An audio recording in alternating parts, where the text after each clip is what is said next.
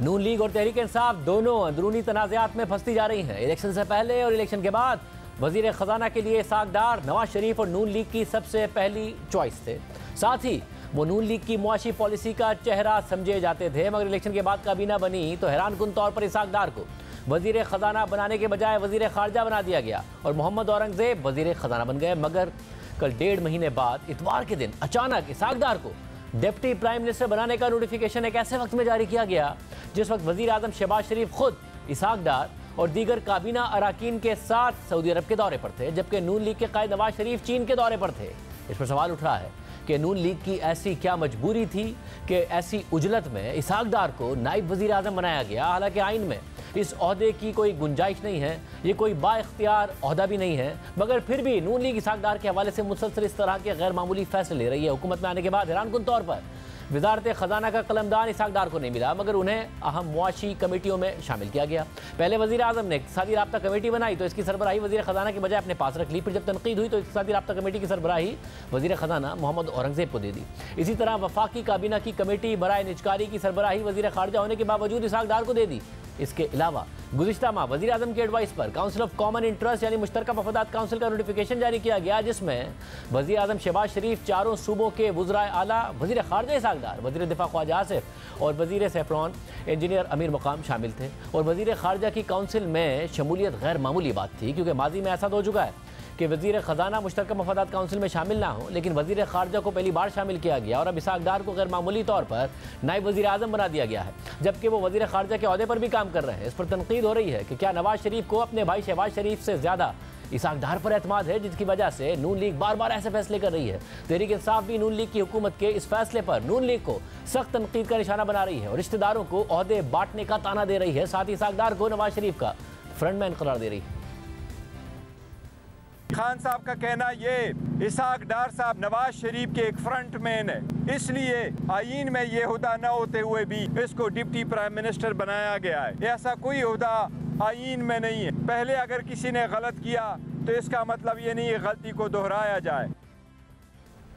اس کے علاوہ آج ایک اور اہم ڈیولپمنٹ یہ ہوئی کہ جے یو آئی کے سربراہ مولانا فضل الرحمان نے حلف اٹھانے کے بعد آج قومی اسمبلی میں پہلا خطاب کیا اور اعلان کیا کہ 2 مئی کو کراچی میں اور 9 مئی کو پشاور میں ملین مارچ کریں گے۔ اگر کسی نے روکنے کی کوشش کی تو اپنے لیے مصیبت کو دعوت دے گا۔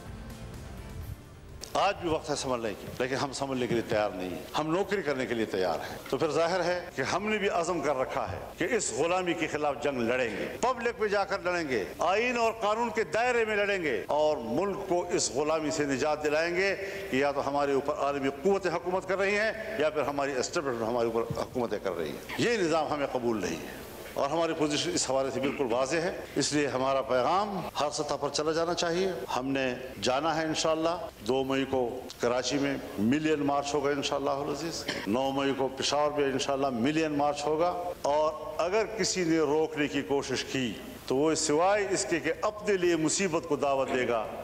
اور کوئی نتیجہ اس کا نہیں نکلے گا۔ ہم معاملات پہ بات کریں گے۔ نون لیگ کے سینئر رہنما رانا ثناء اللہ صاحب ہمارے ساتھ موجود ہیں۔ رانا صاحب بہت شکریہ ہمیں شو میں جوائن کرنے کے لیے۔ رانا صاحب اتوار کا دن وزیر اعظم ملک میں نہیں، خود وزیر خارجہ ملک میں نہیں، نواز شریف ملک میں نہیں، اچانک ایک نوٹیفیکیشن آتا ہے کہ نائب وزیر اعظم بنا دیا گیا ہے اسحاق ڈار صاحب کو۔ کس نے کرایا، کیوں کرایا؟ دیکھیں، اگر ایک فیصلہ ہو جائے تو پھر گورنمنٹ جو ہے وہ تو اتوار کو کلوز نہیں ہوتی، اس لیے کوئی اس میں غیر معمولی والی بات نہیں ہے۔ معاملہ یہ ہے کہ ڈار صاحب بڑے ہمارے سینئر پارٹی کے رہنما ہیں، ان کی بڑی رسپیکٹ ہے، تو یہ جو کہ وہ پہلے وزیر خزانہ تھے اور اس کے بعد اس مرتبہ وزیر اعظم صاحب نے یہ مناسب سمجھا کہ وہ وزیر خارجہ کے طور پہ کام کریں، تو اس سے جو ہے نا ایک خواہ مخواہ کی ایک بحث جس کی حقیقت تو کوئی نہیں، لیکن وہ بات جو ہے وہ چلتی آ رہی تھی، جس میں میں سمجھتا ہوں کہ ایک خواہ مخواہ کی ایک آپ کہہ لیں کہ بدمزگی تھی۔ اس کو اگر 1-2 مرتبہ یہ کمیٹیوں وغیرہ کا معاملہ ہوا جس طرح سے آپ نے اپنے انٹرو میں بات کی ہے، تو اس کے اوپر بھی لے دے ہوئی کہ جی یہ کیوں ہو گیا، وہ کیوں ہو گیا۔ تو اس کے پیش نظر پارٹی کے اندر بھی یہ سوچ موجود تھی اور حکومت کے اندر بھی کہ ان کو اس طرح سے رسپیکٹ اور آنر جو ہے وہ دی جائے تاکہ اس قسم کی جو بات ہو رہی ہے تو اس کو جو ہے نا وہ ختم کیا جائے۔ اور سب پارٹی کے اندر اور بھی دیگر سینئر رہنما ہیں جو وہ بھی بڑے ریسپیکٹڈ رہنما ہیں، ڈار صاحب کی ظاہر کمٹمنٹ رہی ہے پارٹی کے ساتھ، مگر مسئلہ کیا صرف یہ ہے کہ ڈار صاحب پارٹی کے رہنما ہونے کے ساتھ ساتھ نواز شریف صاحب کے سمدھی ہیں، اور آپ کی پارٹی کو ایک تاثر جو زائل کرنا ہے وہ یہ کہ آپ فیملی پارٹی نہیں ہیں، مگر ایک تاثر جس کو آپ بار بار مضبوط کیے جا رہے ہیں وہ یہ کہ آپ ایک فیملی پارٹی ہیں؟ نہیں دیکھیں، اس کے یہ کوئی نہ تو آئینی طور پہ اور نہ ہی کوئی ادروائز میٹیریلی اس کا کوئی اس میں کوئی بینیفٹ ہے، تو یہ تو ایک پولیٹیکل ایک رسپیکٹ ایک آنر دینے والی بات ہے، یا ایک جس طرح سے میں نے عرض کیا ہے کہ ایک بات جو خواہ ایک بات بنی ہوئی تھی جب بنائی جا رہی تھی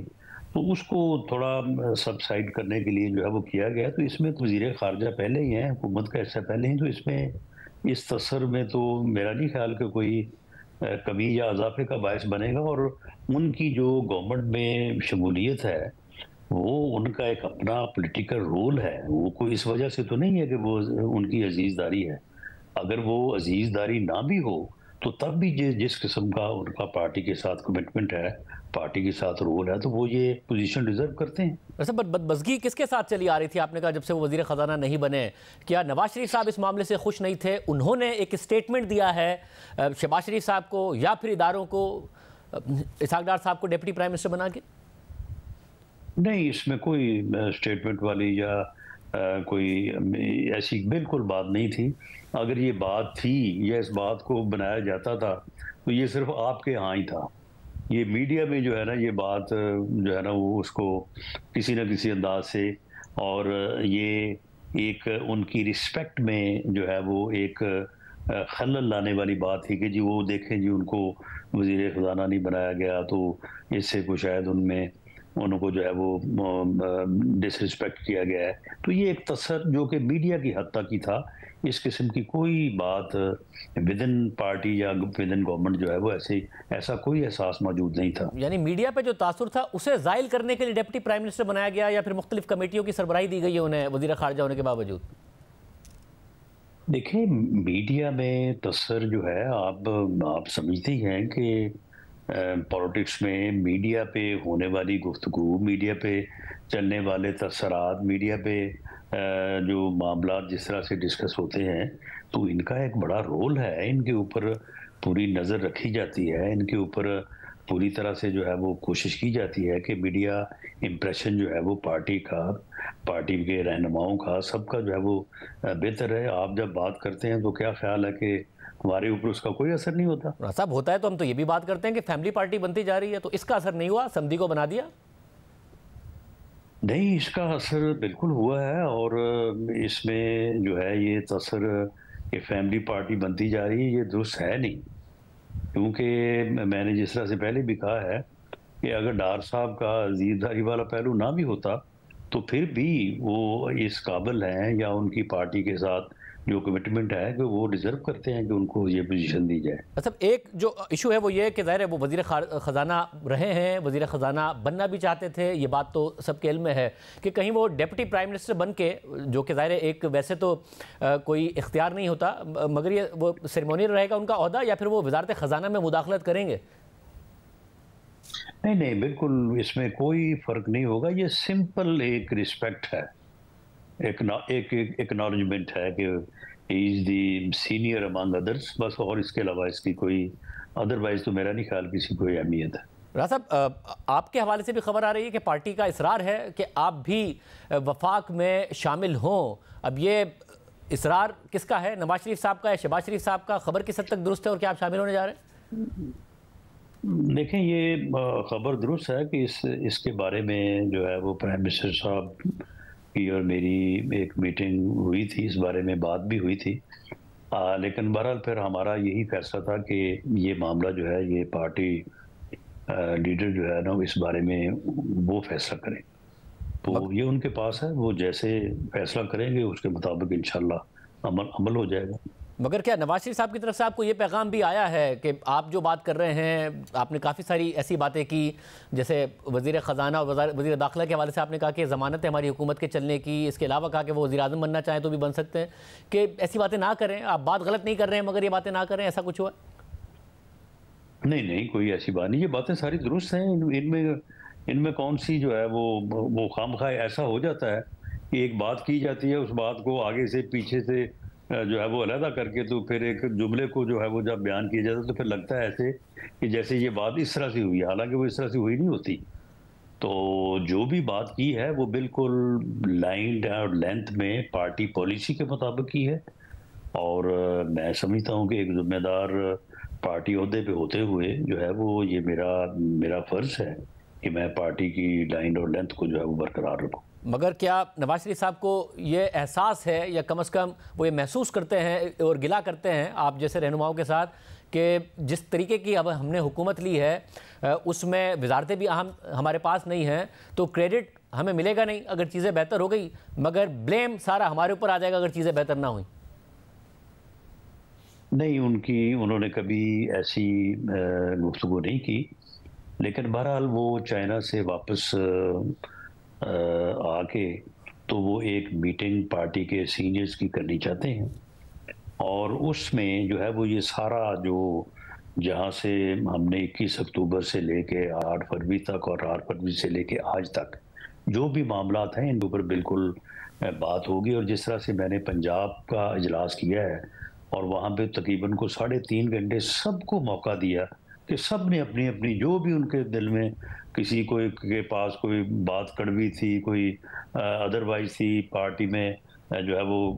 کسی کے حق میں تھی، کسی کا، سب نے بات کی ہے۔ تو یہ ایک موقع جو ہے وہ میاں نواز شریف صاحب بھی دیں گے، سبھی کو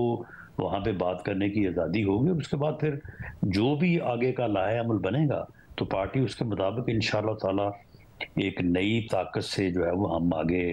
جو ہے وہ بڑھیں گے، اور جو ہمارا گورنمنٹ میں آنے کا جو مقصد ہے کہ ملک کو اس اکنامک دلدل سے، بحران سے نکالیں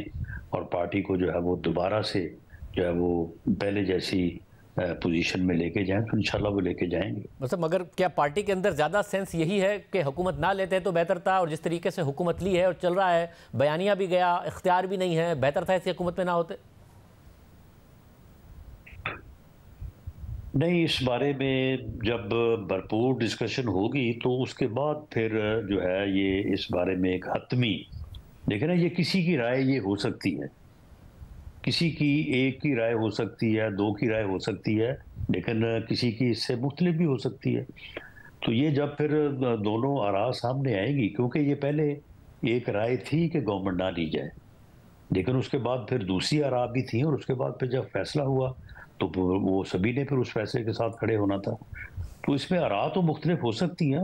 یہ پولیٹیکل پارٹی ہے، کوئی رجمنٹ تو نہیں ہے، ایسا وہ ٹھیک ہے، مگر جب آپ کہہ رہے ہیں کہ ہوگا انشاءاللہ پھر سب اس فیصلے کے ساتھ چلیں گے۔ مگر فیصلہ ہوگا کیا؟ حکومت آپ نے لے لی، فیصلے کا اختیار اب آپ کے پاس ہے ہی کہاں؟ نواز شریف صاحب آراء لے لیں، فیصلہ کیا کر سکتے ہیں؟ اب کیا حکومت سے باہر نکلیں گے؟ نہیں، اس پہ جو ہے وہ مختلف جہتیں ہو سکتی ہیں، اور گورنمنٹ تو ہم نے جو ہے وہ ٹھیک ہے، اس سے پہلے بھی گورنمنٹ جو ہم نے لی اس میں اپنے پولیٹیکل ایسٹ تو ہم نے برن کیا، لیکن اس وقت بھی ہم سمجھتے ہیں کہ ہم نے ملک کی خدمت کے لیے، اور آج بھی اگر مولانا نے کہا کہ جی ان کے پاس اکثریت ہے، پی ٹی آئی کے پاس، یہ ان کے حوالے گورنمنٹ کر دیں، تو یہ لے لیں گورنمنٹ یہ، وہ ہاؤس میں اب ہیں نا، ہاؤس کا حصہ ہے، پارلیمنٹ کا حصہ ہے، وہ صبح اپنی اکثریت ثابت کریں تو بنا لیں گورنمنٹ اپنی، لیکن آخر کسی نے تو گورنمنٹ بنانی ہے نا،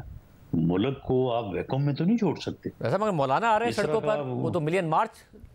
کا کہہ رہے ہیں، پہلے ہی تحریک انصاف سڑکوں پر آنے کا کہہ رہی ہے، وہ کہہ رہے ہیں ہمارے اوپر کریک ڈاؤن ہے، مولانا کہہ رہے ہیں میرے اوپر کیا تو پھر نتائج بھگتیں گے۔ جی بالکل کوئی کریک ڈاؤن نہیں ہوگا، اور بالکل نہیں روکا جانا چاہیے، اور مولانا کے ساتھ ہم بالکل بیٹھ کے بات کریں گے، اور ہمیں بھی یہ پوری امید ہے کہ مولانا ایک